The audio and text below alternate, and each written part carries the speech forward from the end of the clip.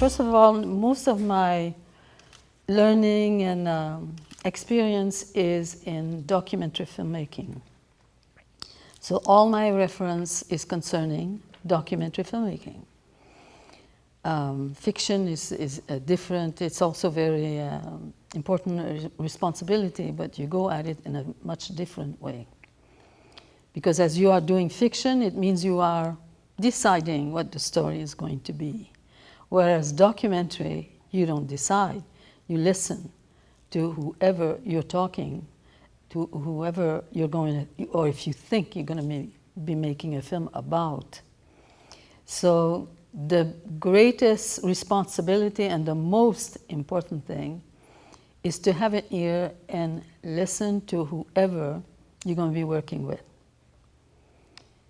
Which means, often perhaps you hear of something on television, some news, some trouble somewhere, and it could be anything. It could be a fire, it could be suicide, it could be anything at all. So by hearing the news, you're getting a bit of information. If you decide as a filmmaker, or this story is very troubled and you feel you want to do something about it, because you heard something in the news, if you go into this place wanting to hear the same language, wanting to hear some phrases that you heard in the news, you're looking into documenting somebody, but you're not doing it properly because you're looking to hear something you want to hear. If you have in mind what that story is and you want to tell it, and there are things that excite you, and it's troubling because you are fixed into an idea. So when you go and hear the person who's gone through these terrible things, you're not really listening. You're looking to hear what you want to hear. And often the trouble is here that you come back to ask the same question 2 or 3 times because you don't get what you want. That is bad, and that is not documentary filmmaking. So right at this point, there's something, you're not going to be able to make something real, something that you could help out somebody or a community or whatever. This is why I said that this is to hear is to see. Where do I get this idea? I was raised on the reserve, like I'm sure some of you here. We didn't have any electricity. We didn't have running water. We had oil lamps. And at night, we listened to the adults talking to us, storytelling about experience. You know, all the men were guides in the bush, and they had lots of stories about animals and their connection with these white people who came, were very rich in employing Indians to, I say Indians because we've been saying it for so long, to guide them. So if we had 4 or 5 children listening to one story, because it's just the word, each child had its own movie, its own images that you fabricate because you're hearing. And by hearing, you imagine, and in your mind, in your heart, you're seeing a story. The child next door here has a total different story because the imagination is from another child. So you could have, from the sound of listening to a person, you have 5 stories right here about the same story, but it's different because each child, each person's imagination identify different images to the same story. This is where I get to hear is to see, because it's just your imagination. It's very beautiful, and this is where I learn. For me, the word is more important than the image. If you listen to a person or to several people, the voice, la parole, the words, for me is sacred. if you're really listening, it doesn't matter what the story is. Something's going to be born in your mind and in your heart that is sacred because it's someone's life, something that's happened in their life that is so troublesome or dangerous or sick or all kinds of things.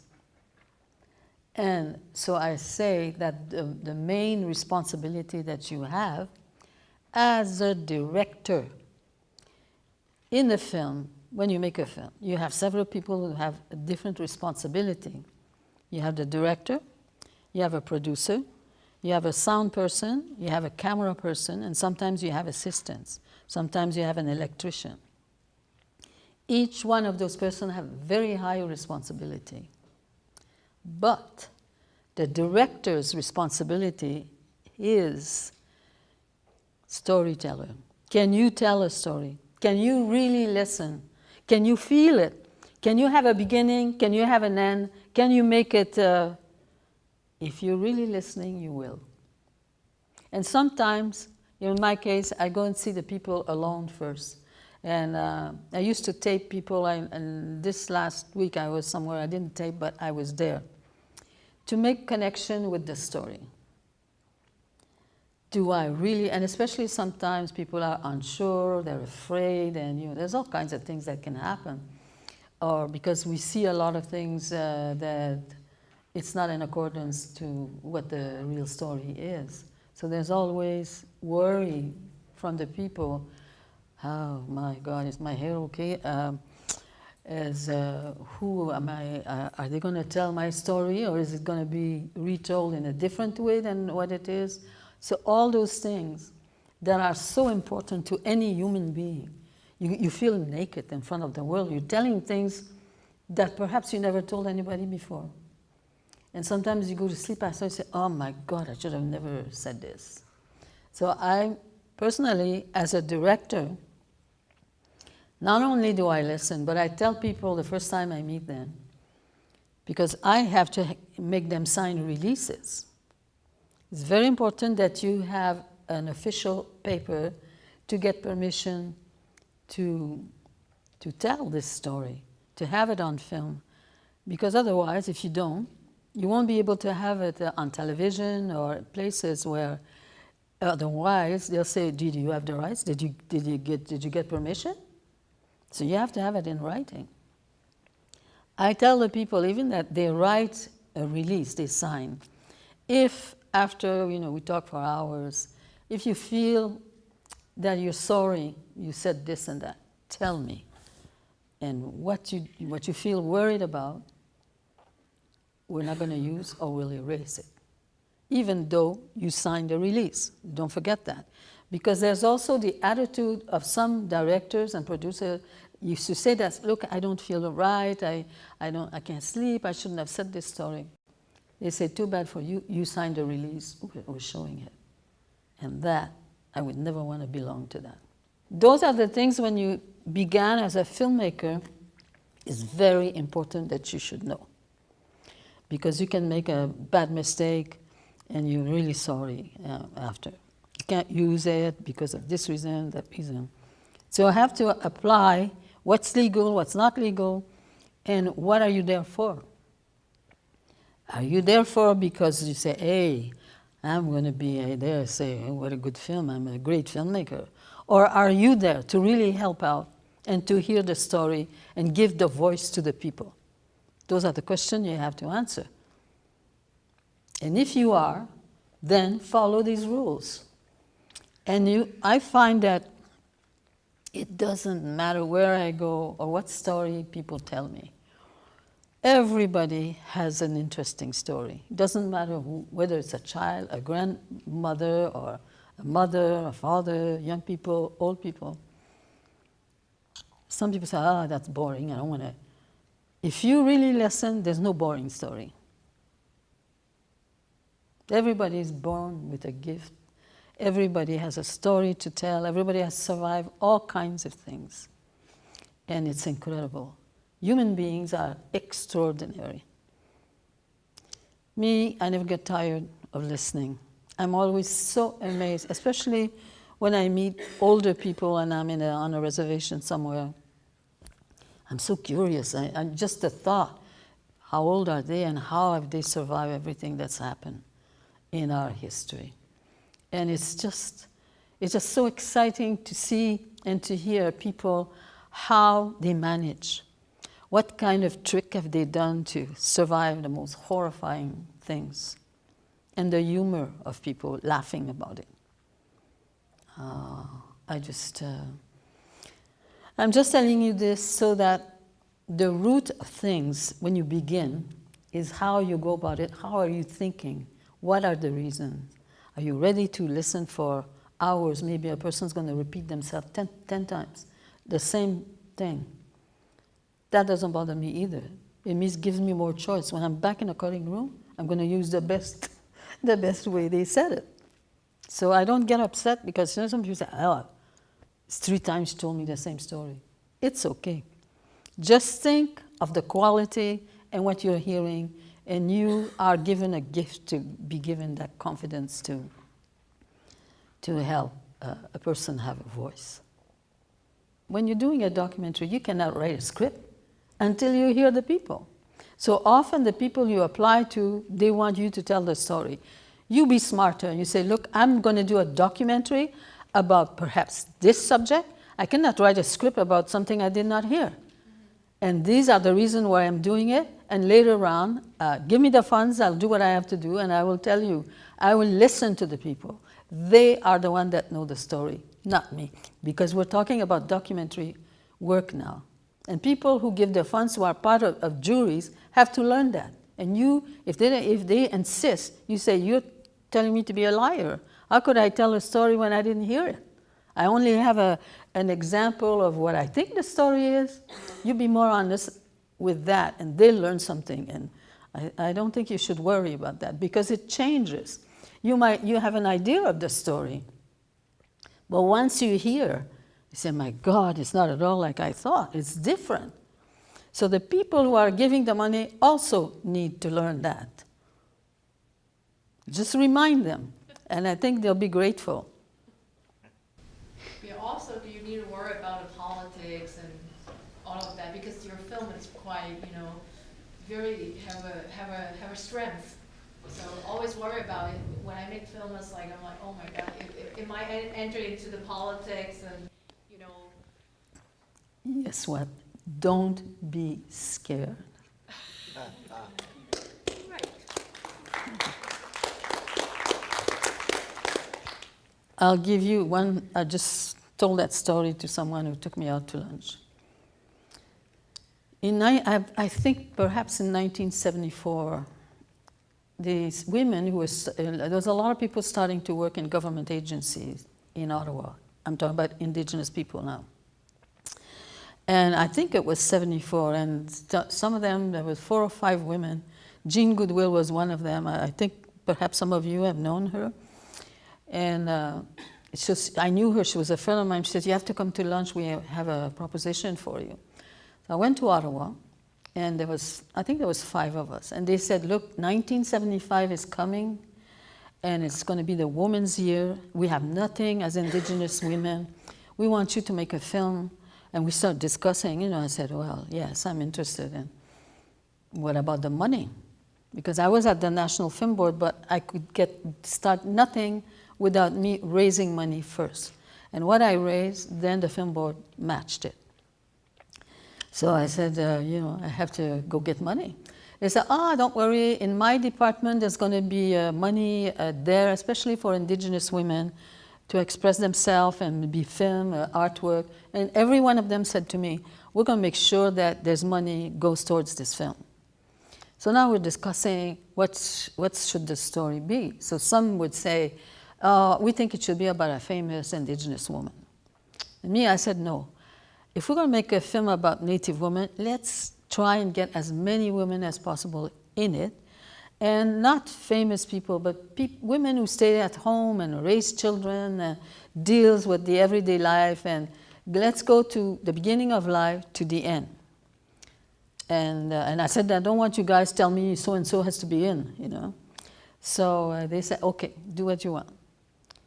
Time comes, and I'm ready to move on this. So I go to Ottawa. Every one of them said, so sorry, Alanis, they spent all the money for Indigenous women. There's nothing left. So sorry, every one of them, 5 of them. So now I was so, I thought, the hell with this. I went home, and I said, I'm not making this film. Went to bed. The next morning, I'm washing my face, and I'm so embarrassed. I said, what is this? You're just giving up before starting. I felt terrible. I said, that's not like you. I didn't have a car in those days. So I took a bus to Ottawa, and I was like begging in many departments. Nobody had money. I come to the Secretary of State, and this guy who was in charge, I knew him, and he said, there's no money left. He says, there's only $35,000. Well, I said, give me the $35,000 at least, and I'll get the film board to match it, and I can start the film. So he did. Well, I come to the film board, and yes. Now, there was an organization for women that had been created in Canada. And they were going to have a meeting in Ottawa, 500 Indigenous women. So when I learned this, I was excited. I said, oh, I'd like to film that. It'd be important. So I called the president, and she gave me permission.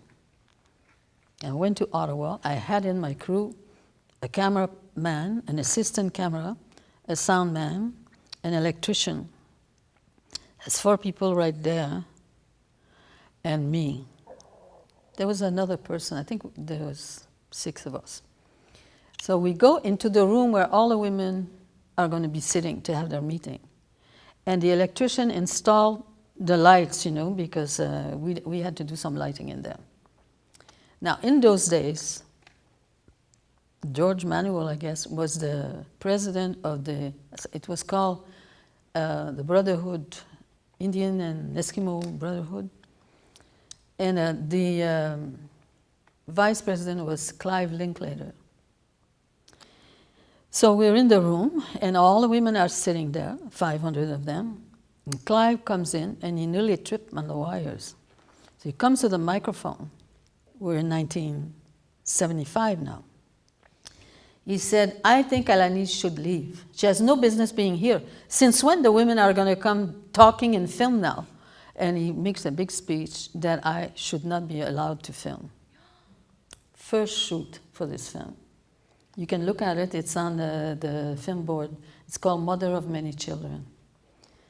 So you can imagine, eh? Alors, so I come to the microphone. And he said to me, and I think you should leave, and tick away, like he didn't like the wires and all those things. I said, I beg your pardon. I'm not going to leave. I said, if the women ask me to leave, I'll leave. It's going to be like the wind passing through. It'll take me 2 minutes, I'm gone. And I said to the women, do you want me to leave? And they all said no. So I said, you see, you're not even a woman. What the hell are you? You're going to ask me to leave? I'm not leaving. That's my own people treating me like this, Just think what I felt like. So I had my daughter with me, and in those days I used to have my clothes sewn, and she always had a dress like me. And she was, I think, maybe 5 or 6. So I took her to go and have lunch in Ottawa at the market. It's very nice there. And as I'm walking by a restaurant, I guess, there's a big bang on the window. So, I jumped and I looked. It was Clive sitting there eating. I was so mad. I came to the window and I went like this. That's my beginning. And after that, when the film came out, they bought the film. They were using it all the time. But it's just to show you how you think it's difficult. I can tell you many stories like that.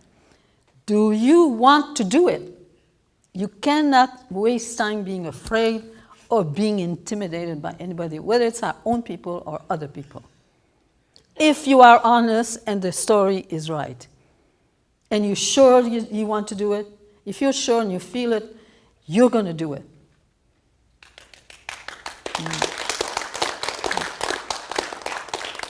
Yeah. So there's many things that comes into what quality, of course, is very important. Like when you do interviews, perhaps without me, I did a lot of interviews without cameras. So I just always made sure I had a very high quality recorder, broadcasting quality, so that when you interview people, you have no cameras. Don't think it's a waste. It's the best thing for you. Because when there's no camera, there's no distraction for the person that you're talking to. The person doesn't have to worry, have I got the red dress on? Is my, and be very scared and intimidated by the fact that they're taking pictures. But if you are intimate and you're just doing sound and you explain, an intimacy develops between you and the person that's talking to you, who's now, feels in confidence, doesn't feel rushed and doesn't feel pushed and don't want to make them say something you want to hear, nothing like that, you're just listening. So that creates a very strong relationship. And what you can do, because you are taping with a broadcasting quality recorder, when you come back with a crew, you're not going to say, oh, would you repeat exactly what you said to me the other day? That's an insult. You never do that. But you're doing an interview about the same subject. And now the person is on camera. And you're discussing the same subject. But this person will not sound, perhaps, will not be as free as this person was just with you. So the beauty of it is when the audience is watching and they see this person, it's in sync, this person is talking about this subject and saying things, you know who it is. Depending on what the subject is, and you need other images to image what this person's talking about. So you have to go and get these images. You use the first voice, just the voice. The first time you tape this person, because you'll never get the same quality again in terms of storytelling. So you go back to your first track and you show the images that this person is talking about with that first voice. I do that in every film I make. And it's so beautiful. It's so intimate, and it gives you an extra quality that you cannot have otherwise. You have to understand and know how to tell a story. As a director, if you don't, you're in trouble. Because then you have the editor that can tell a total different story, and you have the producer who can take over and say, I think it's this and this. So you're heartbroken at the end. Why? Because you didn't stand for yourself, and you didn't know how to tell that story. I get surprises all the time. I say, oh my God, I would have never thought it this way, And it's so revealing and it's so exciting to hear people tell their own story. That's why I call it sacred. It's so beautiful. People that are even able to tell things that are difficult to tell, but they know that it's important for several reasons, and it happens. And what you have to do is make them feel confident in you and trusting, and then, it changes. Often people say to me, I never told this to anybody. And I've had, like one time when I was working on one of the films about Kanesatake, I made 4 films about that story. There's a woman that cries in it. It's called, My Name is Kahandiosta. And I thought so highly of her. She was so brave. And so she cried as we were discussing something. So then after, a couple of weeks later, she said, oh, Alanis, I can't sleep. I keep thinking. I cried, and I don't use that. I said, Kahandiosa, we used it in the film. But I want you to come to the cutting room. I'll show it to you. If you still feel that way, I'll take it out. But I want you to see it first. And she came. And when she saw herself, she cried again. But she understood what that was. And she says, leave it. It's just beautiful. She was so brave. when she went to court, like they put all these women in the jail, it was in the army jail. And all the women were going to come out that day. And they were all handcuffed. And so they asked her, "What's your name?" She says, "My name is Kahandiosta." So the lawyer for the government said, "My lord, I don't accept this name. She has another name. She has a white name. I want to hear the white name." So they said to her, "What's your name?" She says, "My name is Kahandiosta." So he said, "Well, she'll go back to jail. All the other women are coming out, and we'll see if she remembers her other name." So all the women left, and she went back alone in the army base prison. And then she came back, I don't know how many days after, and she had a lawyer, and they said, "What's your name?" She says, "My name is Kahandiosta." So the other lawyer started, yelling, "It's not true, blah, blah, blah." And the lawyer said, "My lord, this is all we have." She had a paper she was traditional, from her traditional aspect in Kahnawake. So when I interviewed her, I asked her. She says, "Well, that's my name, and I want to be registered by that name. They took everything from us, and now they want to take my name away. I'll stay here until whenever, till they put down my name as Kahandiosa." And she did have another name, but she refused. And she says, "This is the name, that's my name, I'm registered as that." And I thought, what a great lady. So that's why I made a film about her. She's just a half hour long. And it's just her bravery and caring and the reason why she did what she did. I never would have expected that, It's just incredible. But instead of, I was there the whole time and I had my own things that happened. But it's when you listen to the other, if you really listen, even if you were at the same place, the same time, it's different.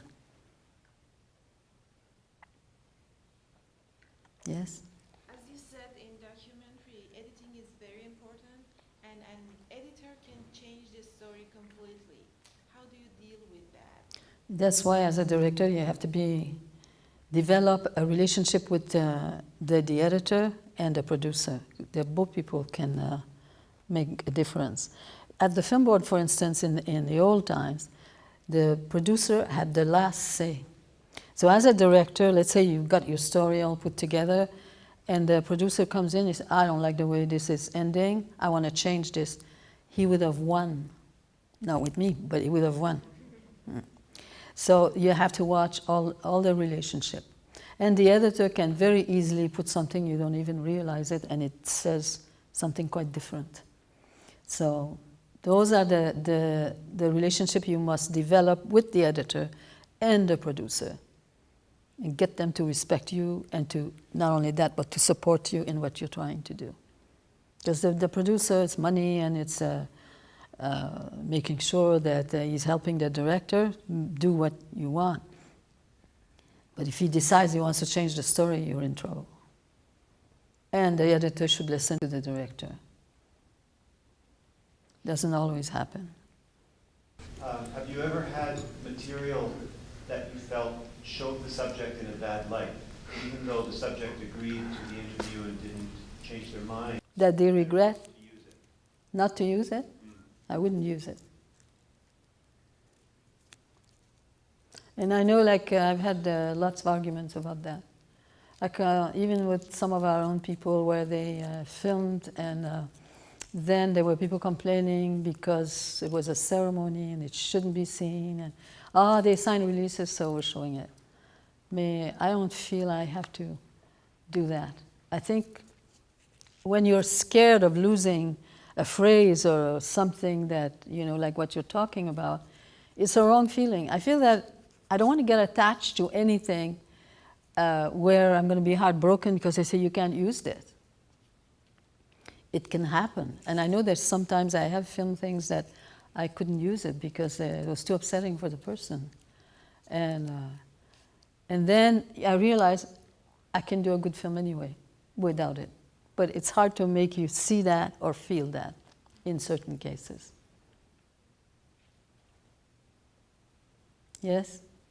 Do you have any examples of early in your career where you had a goal of a story you wanted to tell, and then when you started to talk to your subjects and learning more, that story changed drastically? Most story changes, I find, because sometimes I'm a witness to something, and I think, oh my God, this happened, I was a witness to it. Then when I talk to those very subjects, it's very different. How they feel it, how they received it, how they, and I find that more important than what I thought it was. It's always different. And that's where you have to, if you train yourself to listen, it's a very beautiful place to be. I can only say that to you.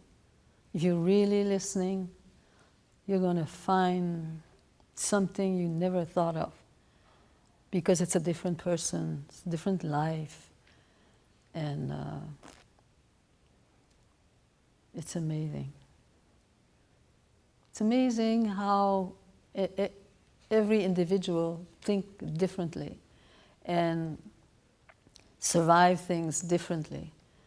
The way people think about wanting to still live after terrible things. If you really listen to that process, it's incredible. And it's often not what you thought the story would be.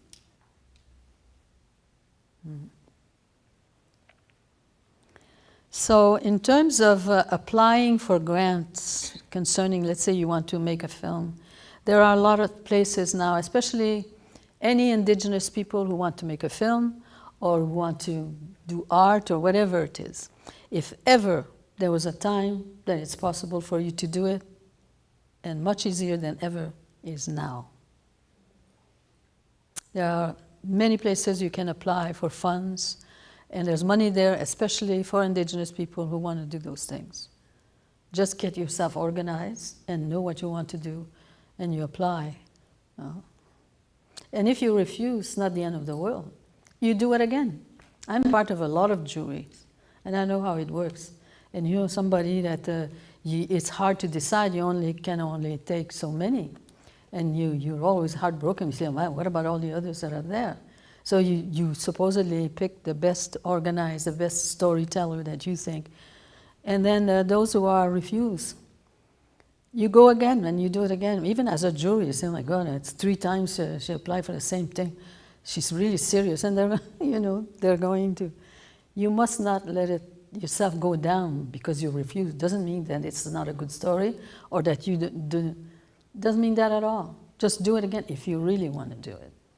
And you eventually get the money. Yes? Question about the fundings. Well, I said the jury, they prefer the filmmaker came up with a producer who has, a production experience and a big company or something like that. Or if you're just trying to pitch as like independent filmmaker, the chance to win the fund, is it much lower? I think it depends on your story. I think even if you're on your own, you want to make this film, and if your story is so, people say, oh my God, they're going to give it to you. So it doesn't matter if you have a producer or not? No. It's always nice if you do have a producer, if you have an institution attached to it, it's easier for you.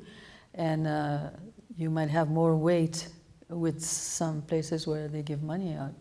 But I think most people who are on the jury in general are very sensitive to whoever is applying. And if you get the feeling that this person is really serious, and just from the way you present yourself and you tell what you want to do is so moving, and they're going to be on your side. Because at the end of the line, it's the story.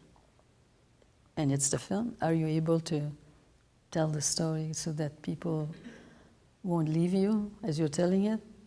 They're really going to be watching this screen.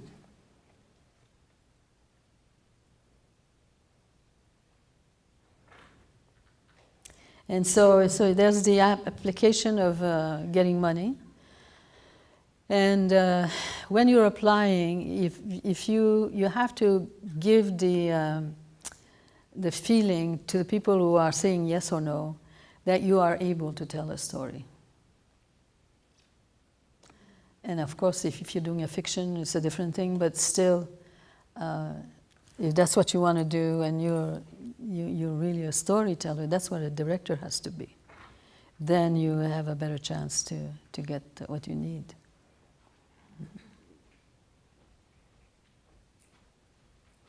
And there's also, in our case, if you're Indigenous and you're going to go to a community and talk to a family or an individual, it's always good, like if you get the money and you want to do this story, as a filmmaker, if you go to the community, you should go to whoever is in charge, the chief, bank council, to tell them what you're doing, because you're going to come there and film, and they say, well, who's that? What are they doing here?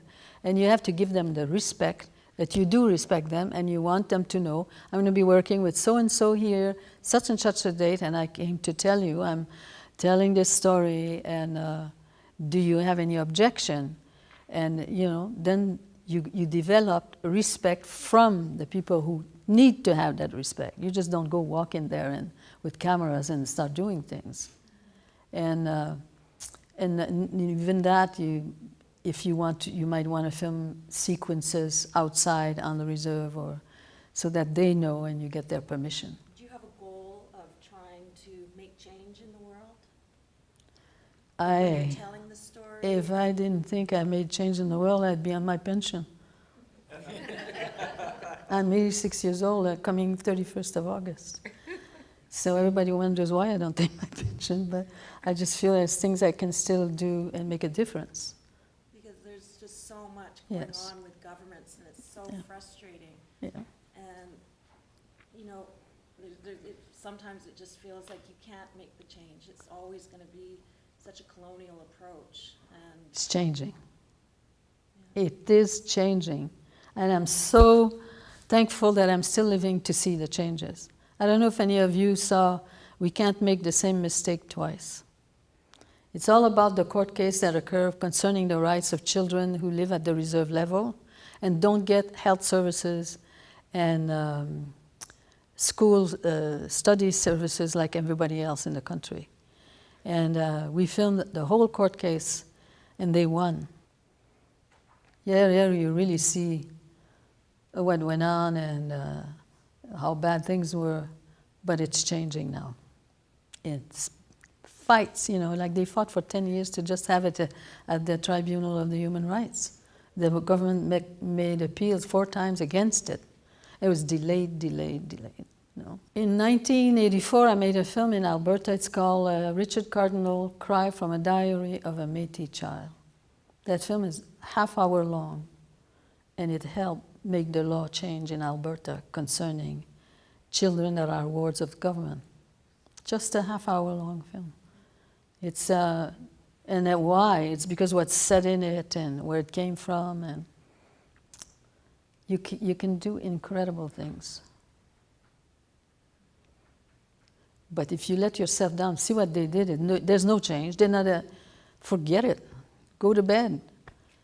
Just expose it. Show the injustice, and don't be afraid. And that's what brings changes. Look at We Can't Make the Same Mistake Twice. There's a sequence about Jordan's Principle. Do you know what Jordan's Principle is?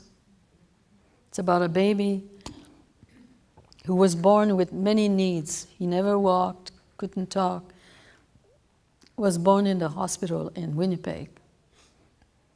By the time he was 2 years old, they said now he could go home to a home as long as he would be close to a hospital with a lot of equipment. So now, this is in Alberta, so they're not Alberta, Manitoba. The provincial saying we don't have to pay for him because he's a registered Indian from a Norway House. The federal has to pay. The federal says no, they were fighting. Who's going to pay for the expense for this child to go to a home? By the time he was turning 5, they said now they had figured it out. And Jordan went into a coma and died without having one day in a home with his parents or other people that would have helped taking care of him. And for him to get services, they had to give him to the health services. Therefore, they would pay a stranger, a family, taking care of this child, a certain amount of money, but they won't give a penny to the family who's trying to take care of their children and love them like, who could love a child more than the parents? They get no money. But if you give your child away, then you'll get the services.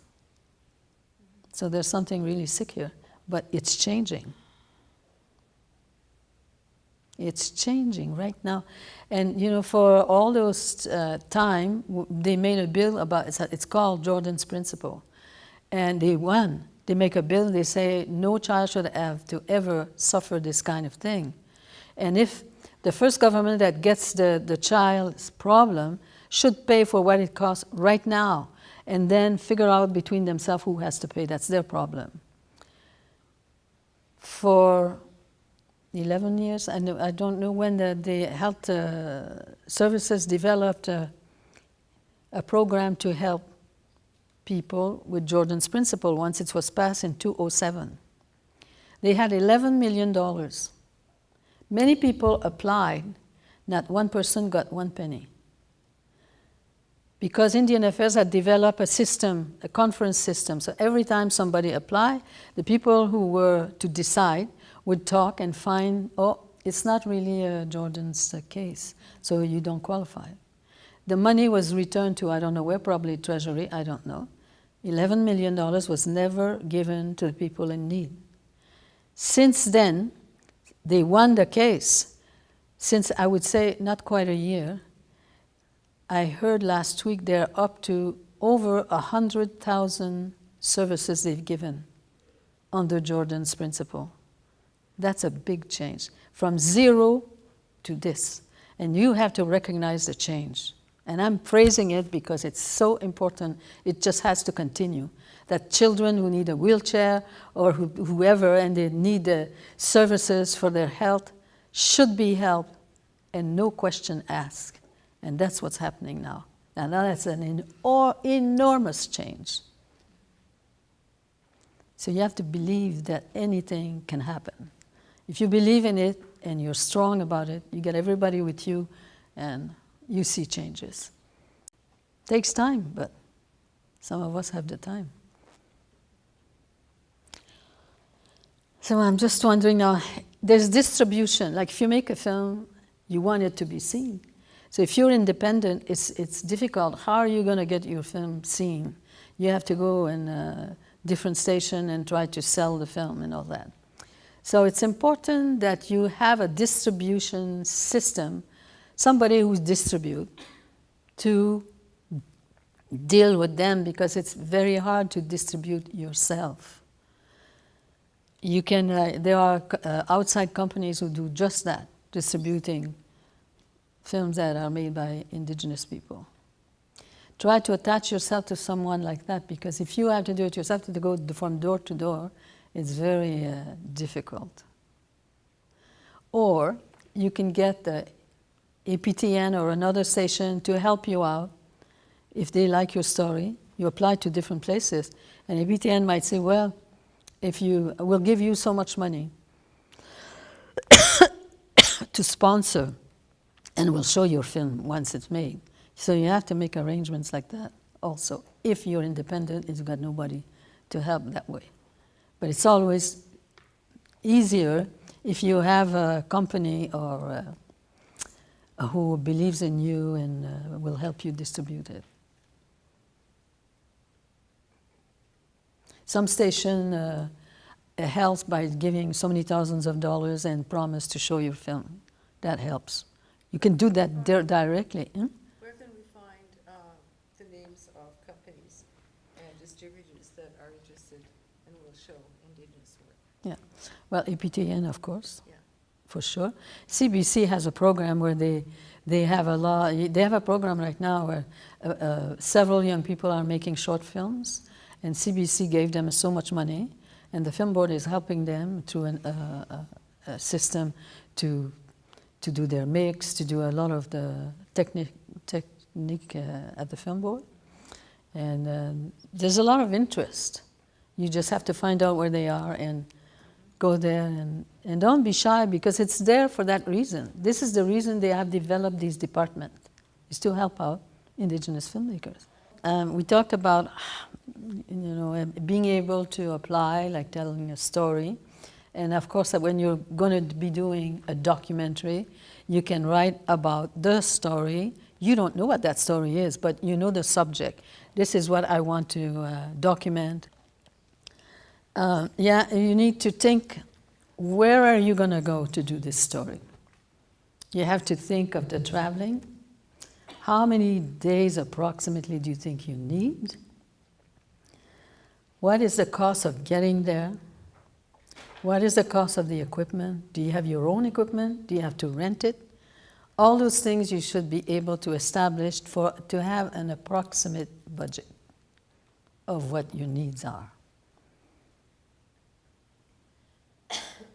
And if you've never made a budget before, you find it difficult, find somebody who does and to help you out. So then you think there's money for development. Often they'll give you $5,000 to develop your idea.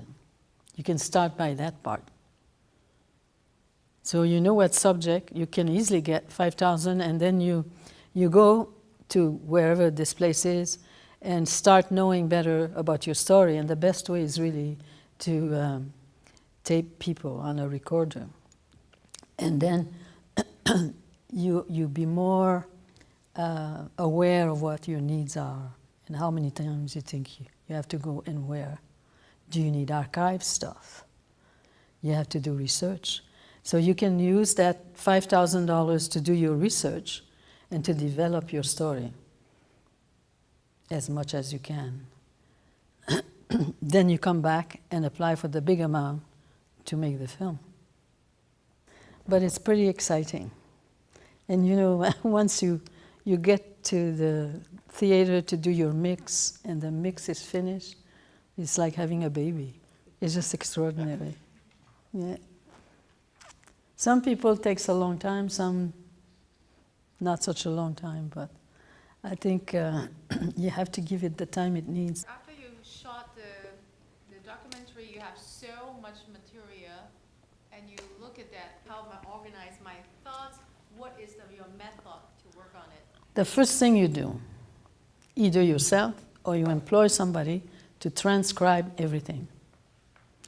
Once you have everything transcribed, you're on your own and then you read.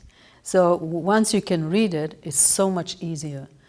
Otherwise, you have to go back and listen bit by bit, It's much easier if you have it in front of you and you see, you say, oh, I'm missing something here.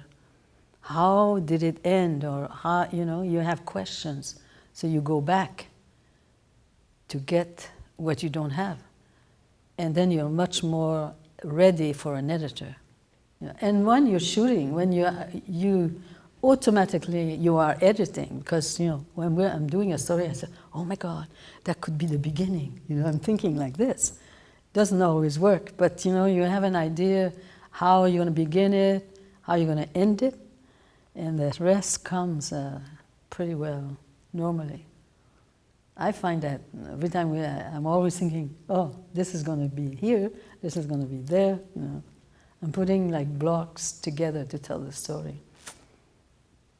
So that by the time you sit with the editor, you tell the editor what story it is and what you want to say. And the editor can be very helpful, especially if you have confidence with each other and respect, to really listen to you and will do the best to make sure the images will say what you want to say. Well, if you say there's no archives, you cannot find any images anywhere. what I do when it's like that, I go to animation. And the same person is telling that part, and it's animated. It can be very beautiful. Well, I just love animation. What can be done is total magic.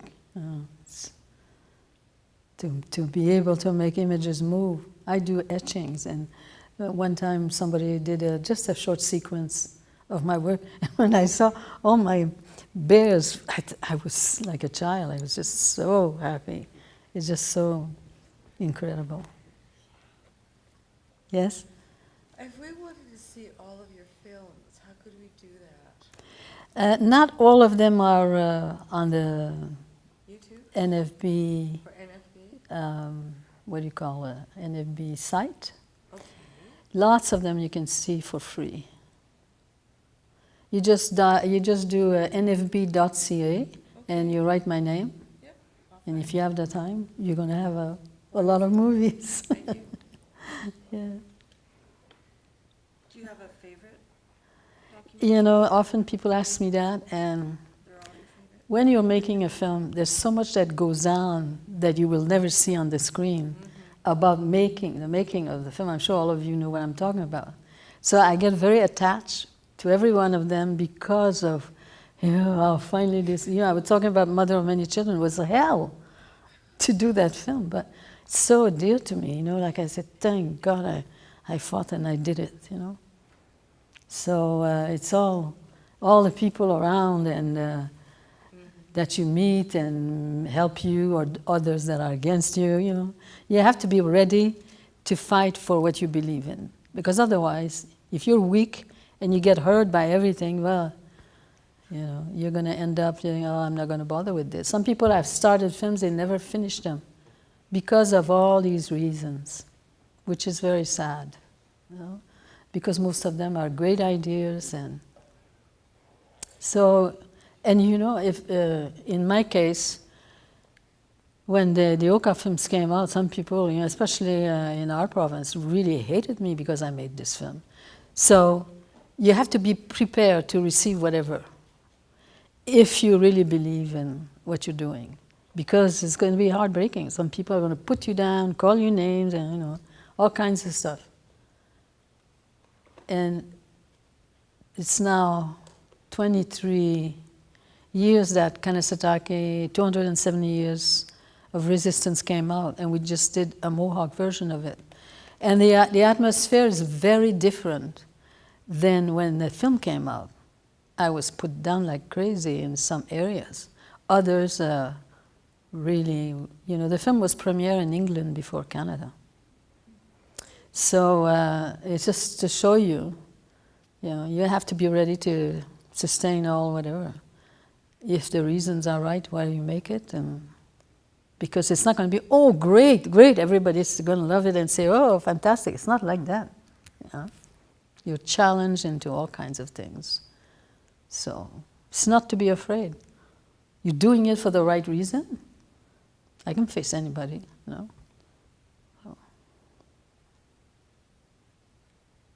But it's a great way of working and changes. You make changes. But before making films, I was singing for the same reasons. And for me, I was revolting against the educational system. And I just wanted children to hear another story. That's how I started.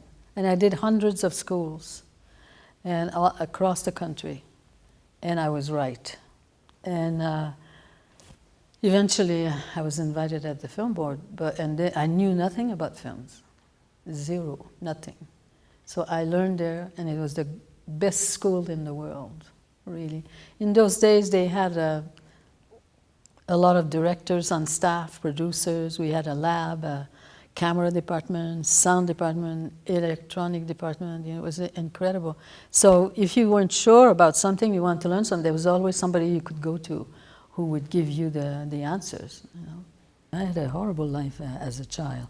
And just a couple of years ago, for the first time, I said to myself, I can almost say thank you for all the bad stuff that happened to me. All of a sudden, I was seeing something I never thought like that before, because it forced me to react and to act and to fight for a better place for women, for us. And I felt, I said, my God, maybe if this hadn't happened to me, I wouldn't have had the courage to do what I did. So it's a funny thing, like you find reasons. There's always reasons that we don't see or don't want to see or don't have the courage to look at, because it's too hard. But just a couple of years ago, I thought I started thinking differently. I don't wish that on anybody, but I could almost say thank you for all that awful stuff that made me stronger and fight and believe everything is possible. Don't hang around people who say, oh, you can't do this, oh, they'll never change, oh, nothing happens like that. It's hard, but there's a lot of good things. You know, you find out about people and you learn by it. You learn about yourself. It's quite a school. Each one of you here, I could make a great film about each one of you. Why? Because I would listen to you, just you. It's simple. The day you think you don't have anything to learn, it's time to go to sleep, you know, because I'm learning all the time. And I am happy that I'm learning. And sometimes difficult things, like you thought this was one way and it's not at all. Why? Because you never listened to the real truth. So there's all kinds of things that happen. I've been in very many dangerous places. A lot of the films I made was difficult physically and dangerous. And that's very hard to work that way, but I did it. You know, I wouldn't change anything, but I know that sometimes I didn't know if I was going to come out of there alive, you know. So you have to think, in my case, I have a daughter, and things like that, you have to consider all those things. Filmmaking is it's magical, and everything is possible. Everything. And especially when you're working for other people, that you want justice to be done, and you can see the power of images and the voice. It's not the government that can do that up there.